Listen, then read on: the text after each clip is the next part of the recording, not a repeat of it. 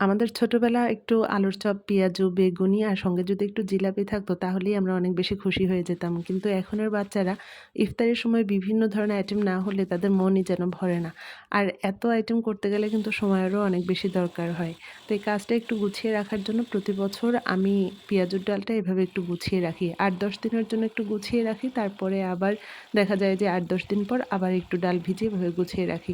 তো এখানে খেসারির ডালটা একটু বেশি পরিমাণে নিয়েছি, মসুরির ডালটা একটু কম নিয়েছি। খেসারি আর মসুরির ডালটা ৩-৪ ঘন্টার মতো ভিজিয়ে রেখেছি। তারপরে খুব ভালোভাবে পরিষ্কার করে ধুয়ে আমি ব্লেন্ড করে নিয়েছিলাম। আর ব্লেন্ড করার সময় আমি কিন্তু একদম পুরো মিহি করি না, ডালটা একটু আধা ভাঙা রাখি।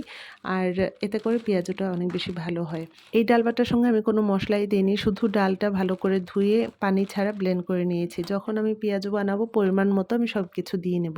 একদিনের পেঁয়াজুতে যেই পরিমাণে ডাল বাটা আমার দরকার সেই পরিমাণে ডাল বাটা আমি গোল গোল করে ডিপ ফ্রিজে শক্ত হতে রেখে দিয়েছিলাম। যখন শক্ত হয়ে গেছে তখন এভাবে ডাল বাটাগুলো আমি জিপলক ব্যাগে ভরে রেখে দিয়েছি। প্রতিদিন ডাল ভেজানো, ডাল বাটার ঝামেলাটা আর থাকলো না। যদি পরিমাণে একটু বেশি লাগে তাহলে এখানে ২ টা বল নিয়ে নিলেই হয়ে যাবে, নয়তো একটা করে আমি নামিয়ে নেব প্রতিদিন।